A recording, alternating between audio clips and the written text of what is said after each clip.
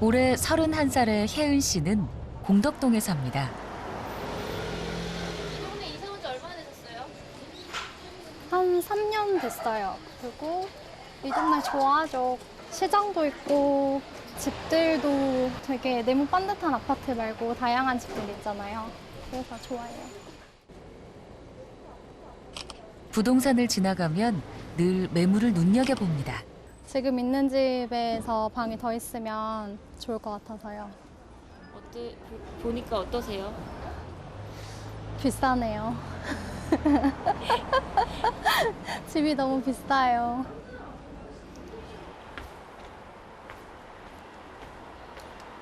혜은 씨 지금 사는 집에는 누구랑 같이 사시는 건지.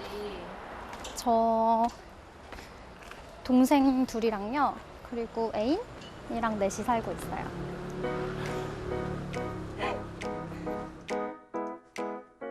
이 집에 이사 와서 창을 열면 벽이 아닌 하늘이 보인다는 게 참 좋았습니다. 3년째 살고 있지만 계약이 끝나면 어찌 될지 모릅니다. 사람이 충분한 해를 받고 충분한 바람이 통하는 곳에 산다는 게 되게 내 마음 상태에도 영향을 많이 줬구나? 그런 생각이 들었어요. 이 집에서 공부도 하고 3권의 책도 썼습니다. 처음에 집에서 나와 산 거는 독서실에 살았는데 독서실은 원래 사람 사는 곳이 아니잖아요. 개인 책상이 있으면 그 책상 위에다가 내 의자를 올리면 그 밑에 공간이 이만큼 남잖아요. 거기에 발을 넣고 들어가서 잡니다. 학교 기숙사와 지역 학사, 4년간의 원룸 생활을 거쳐 서울 와서 처음으로 거실과 방이 분리된 이 집으로 이사를 왔죠.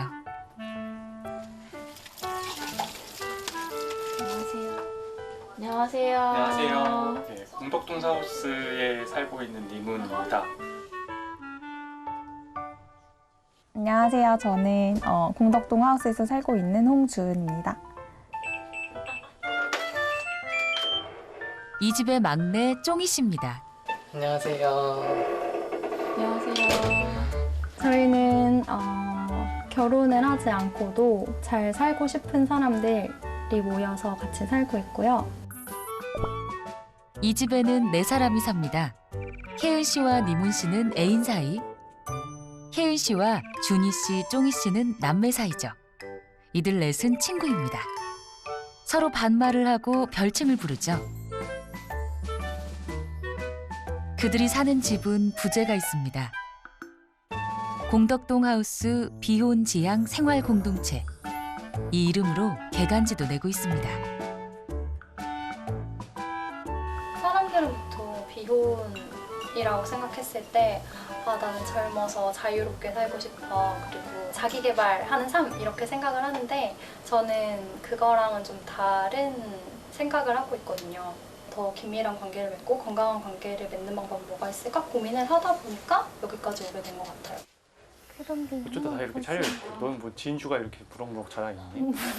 양식장도 아니고. 집에 있는 복장 아니잖아, 우리 다.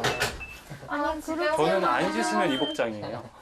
아니면 연인이나 남매라는 관계가 있지만 이 가족들은 서로서로 친구입니다. 그게 쉬운 일은 아니었죠. 쫑이 씨도 처음엔 어색하고 불편했습니다. 원래는 친밀한 관계가 아니었고 여기 와서도 되게 서먹서먹하고 어색했어요. 둘이 집에 남아있으면 무슨 대화를 해야 될지도 잘 모르겠고 좀 어색하고 이랬었는데 제가 여태까지 상상하던 사회 보편이랑은 다른 이야기들을 자꾸 해서 저는 그때 그 당시에는 이해가 잘 안 갔었어요. 그러다가 혜니한테 야 그럼 나도 너한테 반말한다 라고 했을 때 혜니가 그때 그래 이렇게 해가지고 어땠어요? 처음 든 느낌은? 엄청 이상하죠. 왜냐면 엄청 이상해요. 아니 정말로 그거였다니까요. 그 약간 가부장적인 누나 이런 거였다니까요. 원가족이 되게 친밀한 것 같지만 사실은 친하지 않잖아요. 그냥 친구 되는데 한 몇 개월 걸렸어요. 진짜로.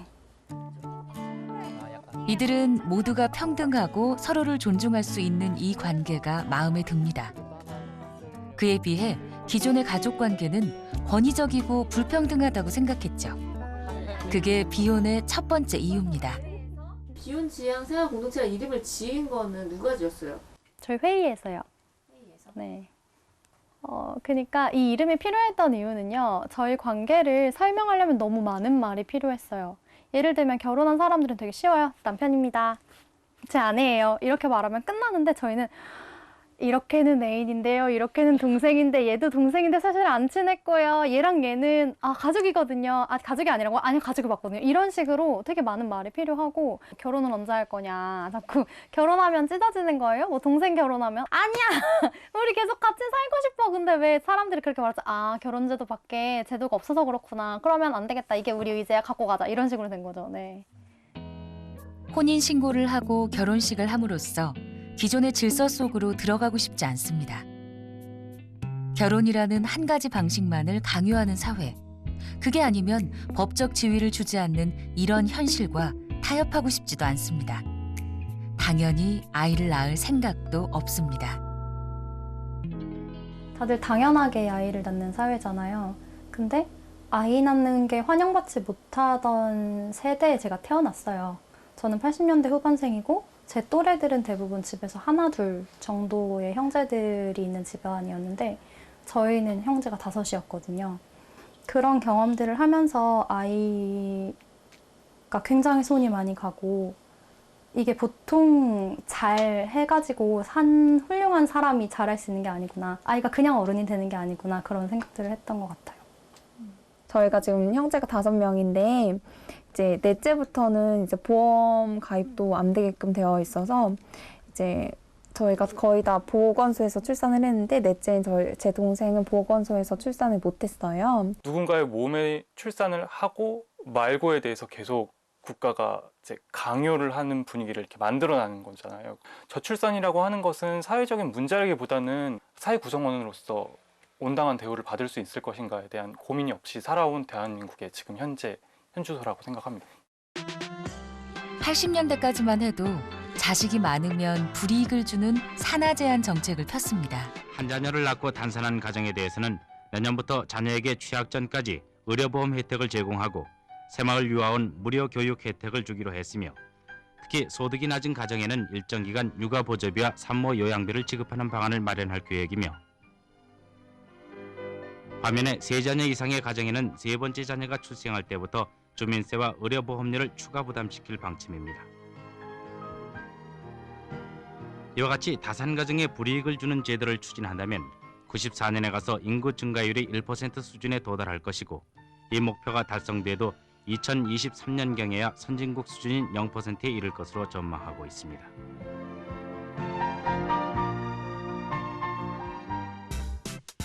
그보다 앞선 70년대는 정부가 산하 제한을 주도했습니다. 질문하겠는데 예. 명석이 엄마가 루퍼스 수술을 하고 나니 머리가 조금 아프고 피가 약간 비친다는데 그거 어떻게 하면 좋겠습니까? 조금씩 출혈이 있는 거는 누구나 다 없이 나오는 겁니다. 그러니까 보통 3개월까지만 기다려 보시면 차차차차 시일이 흐르면 제자리에 앉게 됩니다.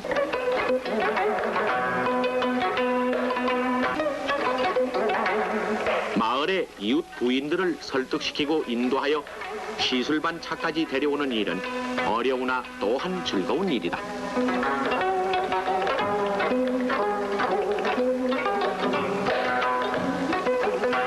가족계획 사업을 위하여 발족한 가족계획 어머니회는 오늘날 잘 사는 가정, 풍요한 마을을 만들기 위하여 다양한 활동을 하고 있다. 1970년대에는 피임 수술을 해주는 차량을 동원해 직접 시술을 하기도 했습니다. 80년대 그때는 출산율이 2.1이면은 낙태율도 2.1이에요. 물론 이제 이 낙태율은 표본 조사한 거지만 몇만 명 출산율 조사 통해서. 그러니까 애 2명 태어나고 애 2명 죽고 이런 식이었거든요. 그래서 국가가 그 정도로 앞장서서 이 낙태를 주장하는 거죠. 전형적인 이제 모성의 도구와 그다음에 이제 여성의 객체화죠.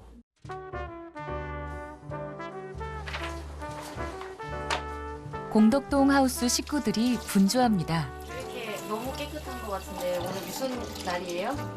네, 오늘 손님이 와요. 은서야 왔어. 안녕하세요. 은서는 공덕동 하우스 사람들과 가족처럼 가까운 한송은 선생님의 첫째 딸입니다. 이거예요. 나 이거 궁금했어. 뭐 들었는지 봐도 돼요? 고맙습니다. 고맙습니다. 우와 너무 예뻐. 홍혜은 쌀국수. 은서가 만든 혜은 씨의 이름표입니다.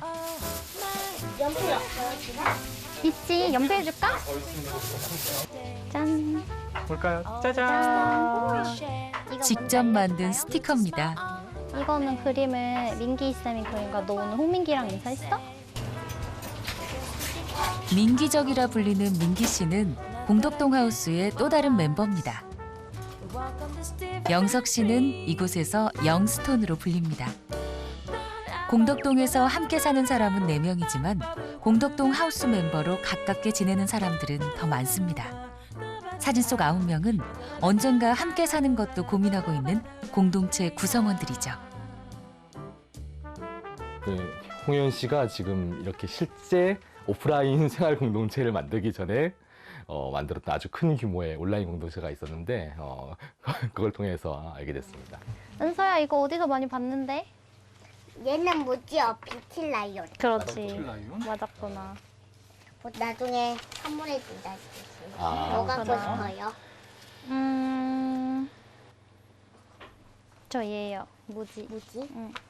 이문 삼촌이요. 이문 삼촌은 라이온이요. 라이온 갖고 싶어요. 이영석 삼촌이요.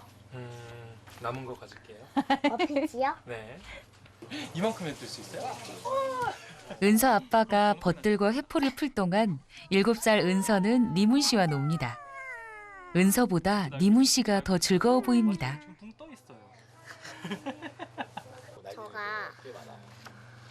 제가 좀 좋아하는 노래가 있는데요. 그러니까 아는 사람이 있어요. 광고에서 나오는 건데요. 광고에서 EBS라는 노래가 나오거든요. 그 노래 제가 좋아해요. 노래 불러줘 봐. EBS, EBS 알려줘, 알려줘. EBS 친구야 나에게 알려줘. 언제나 내 곁엔 EBS. 너무 잘해. 은서야 TV 나와서 노래하는 거 하고 싶었지? 응 잘했어. 유튜버를 하고 싶어요. 부럽네요. 역시 요즘 세대다. TV에 나올 거예요? 응 TV에 나올 거야. 지금 진짜 신나. 엄청 신났어요. 3, 4년을 지켜보면 한 해 한 해가 다르게 그런 잘하는 모습을 보는 게 신기하기도 하고 그리고 어렸을 때는 인사를 하면 아빠 뒤로 숨는 아이가 나중에는 나한테 와서 인사를 해주고 그리고 제가 은서한테 처음으로 선물을 주기 시작했는데 제가 선물을 주니까 처음엔 받기만 하더니 나중에 자기 선물을 만들어 오더라고요. 그러면서 선물 같은 걸 교환하면서 뭔가 서로 관계가 생기고 그리고 점점 더 친해지고 그런 과정들을 보는 게 재밌었던 것 같아요. 은서가 잘하는 만큼 공덕동 식구들은 아이를 잘 이해하는 어른이 되어갈 겁니다. 이들은 2015년부터 온라인에서 만난 인연으로 함께 공부를 하고 공동체를 배우는 중입니다. 나이도 하는 일도 다르지만 이곳을 중심으로 친구가 된 사람들. 비혼이라면 까칠한 사람들을 연상하지만 은서 아빠 한송은 씨가 보기에는 그 반대입니다. 비혼주의자들이 아이들 싫어하지 않아요. 실제로 제가 아는 대부분의 비혼주의자들은 아이들 너무너무 좋아합니다. 만약에 지금 이 공동체가 서울에 있고 저는 지방에 있고 이게 아니라 한 동네에 살고 있다면 그러니까 지역적으로도 연계가 되어 있다면 너무 행복할 것 같아요. 뭐냐면 아이들을 잠깐 맡길 수 있는 곳도 사실 없거든요. 은서야 숙제를 금요일에 하는 건 좋은 일이야. 잘하고 있어. 준 사람은 되게 기뻐해. 그 누구보다 아이를 좋아하는 공덕동 사람들. 은서를 보면서 아이 낳는 일에 대해 생각해 봅니다. 이제 가족들이랑 우리가 아이를 한 명을 이렇게 기르면 어떨지에 대해서 한번 상상을 해봤거든요.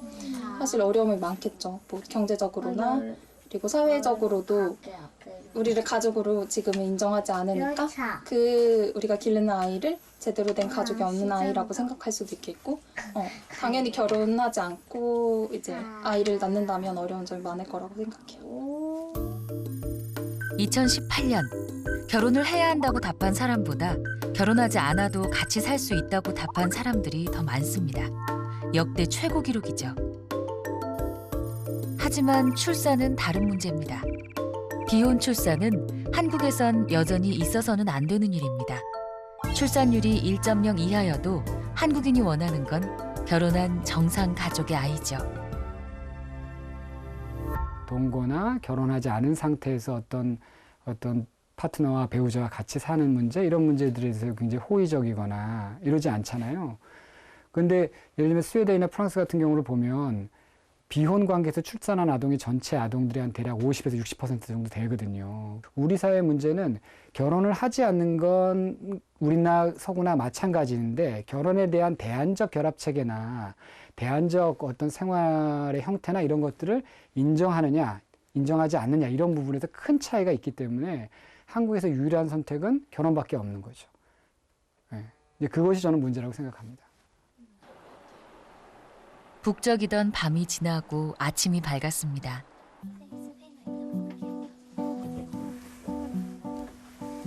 홍현 언니. 근데 어제 나 자고 있을 때 뭐 하고 있었어? 어른의 대화. 어른들의 대화. 집안의 오환. 인생의 문제. 인생의 문제? 난 동생이 있는데. 인생의 문제라니 동생의 문제가 떠오른 은서. 근데 오늘 기분 어때요? 오늘의 기분은 좋아. 좋아요? 은서가 놀러 와서. 어제도 그럼 좋았겠네요. 그렇지. 근데 오늘은 집에 가야 돼. 맞아. 근데 이따가 은서랑 밥 먹으러 갈게. 네. 어제랑 좀 비슷한 거 같아. 맞아요.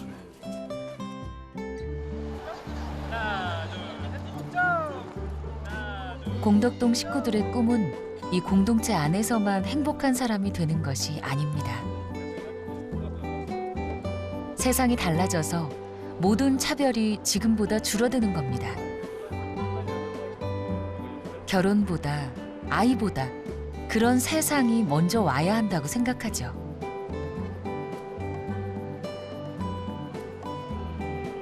그들이 말하는 비혼은 새로운 세상을 부르는 손짓입니다.